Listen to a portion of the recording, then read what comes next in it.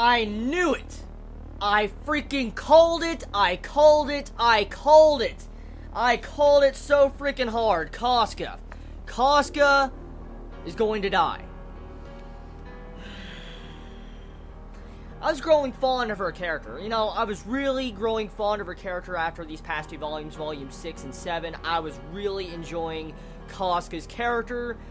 I just finished this volume. I had like one little section left of it to read. And then I get to that entire part where she gets shot with an arrow that has like a narcotic in it, like a poison. And she's pretty much dead. This is the Middle Ages. There's not a magical fairy technically laying around now, since Casca used that ointment from the fairy, like that fairy dust or whatever, on Guts in this volume.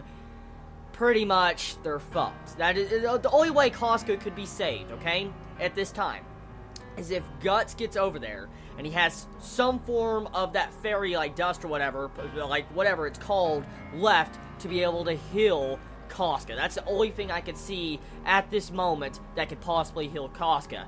And actually, I just got a theory about, you know, talking about this real quick.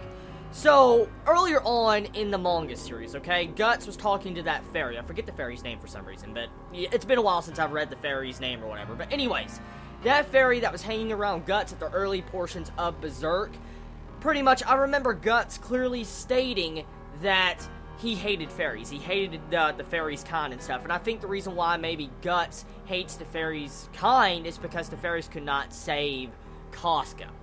I think that might be the main reason why Guts might hate fairies in the future. Because with this is a drastic event. I mean, Casca has been shot. It's not just a standard arrow shot to the like chest that missed, you know, an artery or something. But what really hit her was a poisonous arrow. And as we all know, in medieval days, when you're shot with like a poisonous arrow, pretty much you're fucked. You are fucked. And Casca is screwed. The big thing is I thought at the very least Guts and Casca were gonna get together, maybe have a child or something like that. I don't know. I expected some form of romance, but that did not happen. But what did happen was Casca getting shot by this freaking prick. This prick that should have died like 10 times over. Like this dude right here.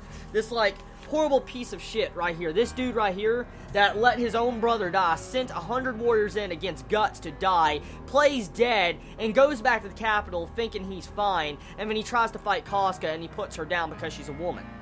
This dude is a pile of shit. I'm just gonna be right now. I don't even know his name. I don't care. His name is Dirt, Mud, and Shit. That's exactly what that dude's name is after what he just did to Casca and how many times he avoided death in this freaking volume. I mean, you have this dude, okay, fighting.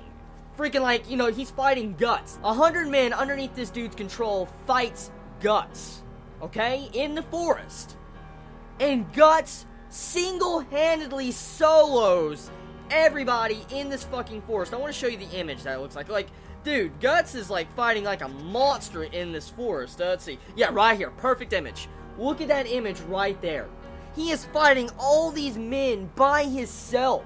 Solo. 100. And no, they're not just going in one by one. Like, you know, one guy goes in to attack Guts and then another one comes in. No.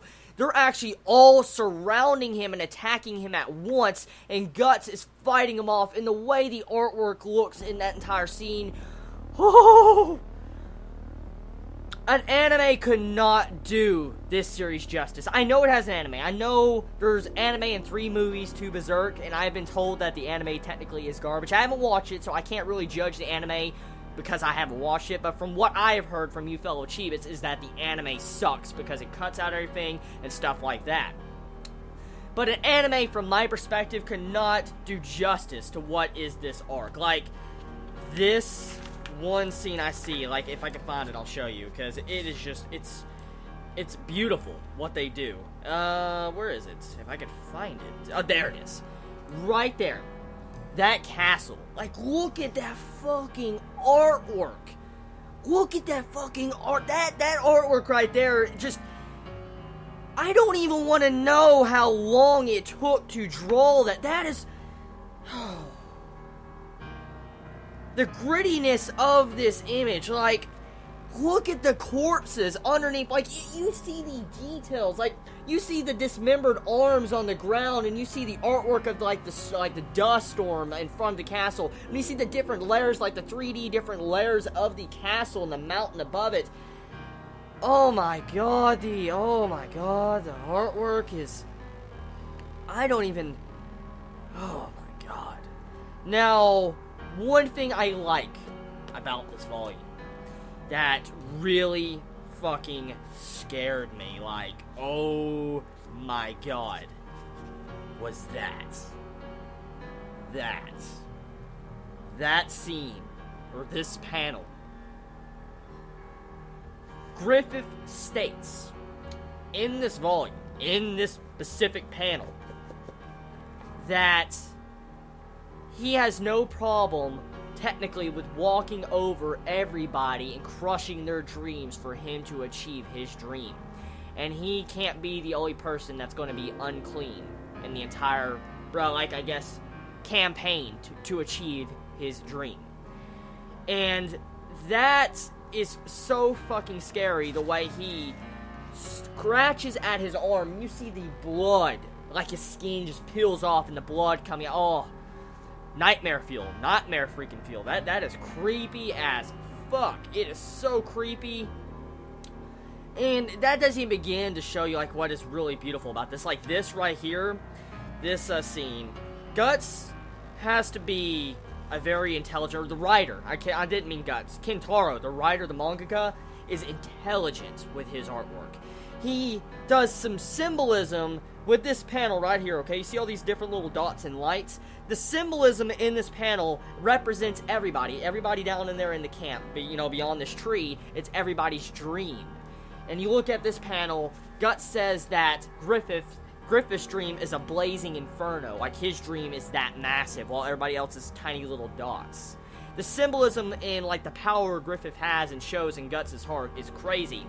And another thing that pops up in this volume was kind of unexpected. I did not expect to see, I guess, Griffith sacrifice his body for his men to get money, like war efforts, like, you know, to get funding for his, you know, band of hawks.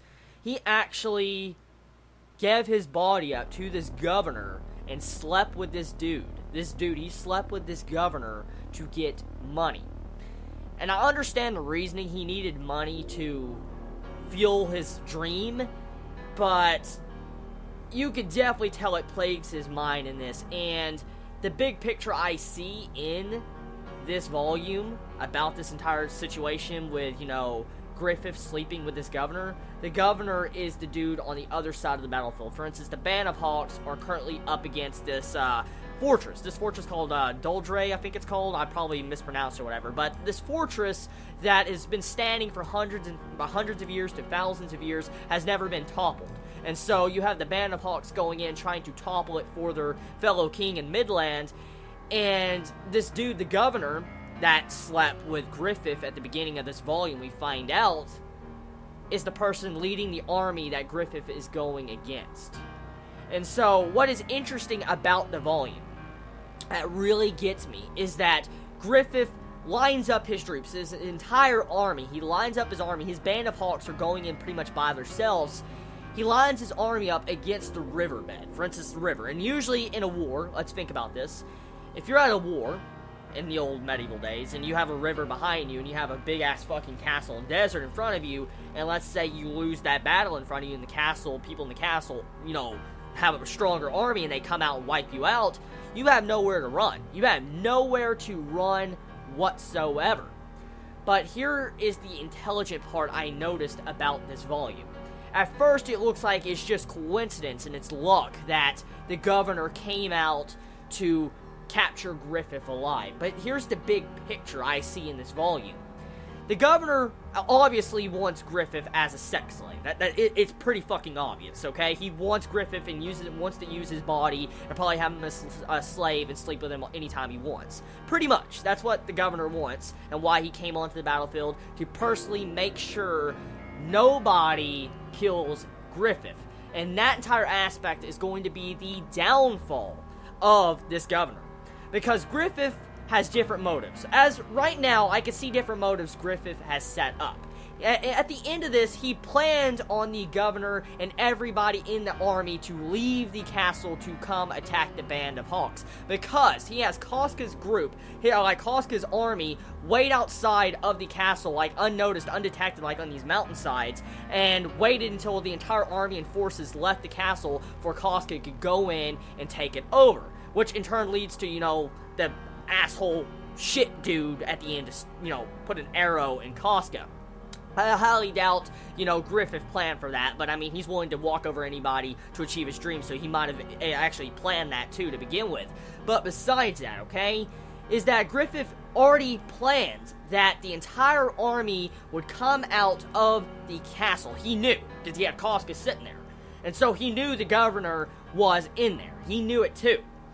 And when a person forcibly, let's just say forcefully gives up their body to achieve their greater goal, and they are given a chance to fight this person that took away probably their virginity or their, I guess, clean body, for instance, the governor, what he did to Griffith, what would you do, technically? In this type of series, what would Griffith normally do if he sees the person that took away his virginity or someone that slept with him he did not want to sleep with? Kill them. And so, there's different gears shifting in this volume. Griffith has a goal of killing this governor, getting his revenge, exacting his revenge against this governor, killing him because he knows the governor's going to personally be there on the battlefield to kill, to make sure that nobody, kills Griffith. And Griffith, at the very least, knows he won't die in this battle. He knows for a fact he won't die, even if his entire army gets killed and murdered, okay? Everybody, even Guts. He knows for a fact he will be alive. And so he knows his dream is fine. Technically. And here's the fucked up part if you think about it with the symbolism of this volume. Griffith, like I said already a couple times in this review, is fine with walking over other people to achieve his dream. Now, as I just said just a couple of minutes ago, like less than a minute ago, 30 seconds ago, Griffith knows that if all goes to fuck and shit and hell, he will be alive. He'll be probably one of these sole survivors because he will not be killed by the governor. And so, Griffith is fine with technically losing if you think about the big picture. I'm not saying Griffith is personally going to lose. I feel like he's wanting to kill this bastard. But I mean, Griffith knows that if he does lose, it's fine. And that's the scary thing. That's the very scary part about this volume. And Griffith as a character. Still trying to understand his character, but still, understanding that entire concept is pretty freaking scary. Now, the ending with, like, the Purple Knights, the Purple Rhino Knights, fighting Guts, that was, yeah, so fucking badass. It's just, the fights in this fucking manga, it's just so fucking badass. I can't describe it with just even showing you these pictures. You have to read this shit to understand the emotions and feels I feel right now. I mean, like, what's more badass than Griffith? I'm not Griffith, why am I saying Griffith? What's more badass than Guts standing in front of Casca? You see that fucking army? Look at that shit. He's standing in the front of the fucking army, covering Casca, and he's like, I am a fucking tank. I got a fucking iron sword that will cut you into pieces. That's pretty much, okay? He is a freaking tank. Okay? Enough said. Guts is a tank, he is a monster, and now I see why he's so fucking OP against demons in the earlier sections of this manga. Because this dude, Guts, our main male character, has fought on the battlefield his entire life, which is understandable by now, it's obvious, okay? But he has fought countless warriors, tough warriors, single-handedly taking out hundreds by himself. Always leading the charge of his army, the Raiders. It's just, he is an insane character. And it's crazy how strong he is. Like the Purple Rhino Knight fight in this volume. Oh my god, when you see the freaking Rhino Knight and Guts just fighting out, squaring off, that's just like, ooh, that is some badass shit. Because it looks just so freaking good. Yeah, an anime probably could not do justice to what this manga is. Seriously.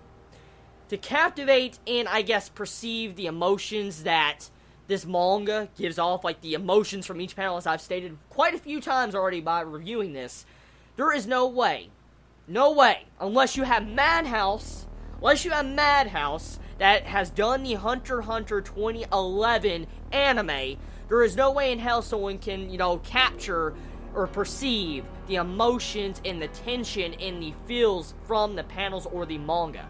Because making an anime would probably be a disservice to this. Seriously. Out of all the manga I have read in my life, okay,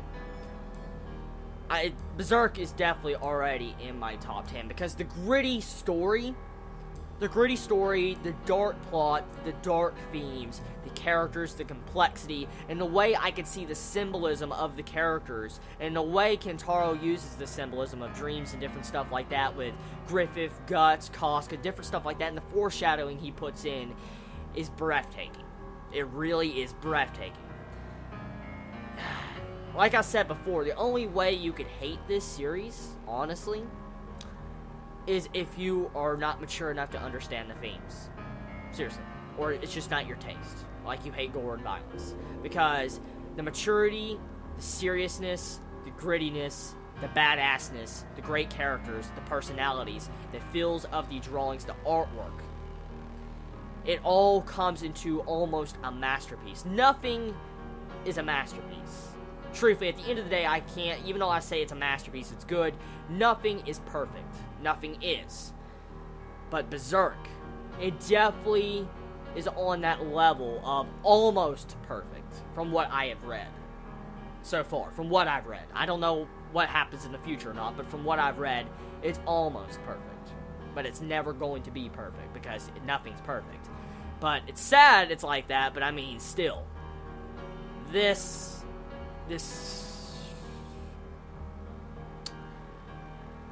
I think I've relayed my thoughts enough, honestly. The only thing I do want to say is that the cover of Volume 7 looks very fucking kawaii. Casca sitting there, all like kawaii looking, and when you see Guts, like, I'm a badass with my freaking sword. I like that entire look. I hope Casca doesn't die, and I hope the freaking governor gets his dick chopped off, and I freaking hope, the dude that put a narcotic in Casca at the end, the Mud, I want to call him Mr. Mud, dies a painful and horrific death, because he's cheated death way too many times in these past 2 volumes. He needs to die. So, tell me your thoughts about this volume. I need to read Volume 8. This shit is epic. Freaking epic. So, you have a wonderful day or night wherever you live. Please be safe, everybody. Chibi out.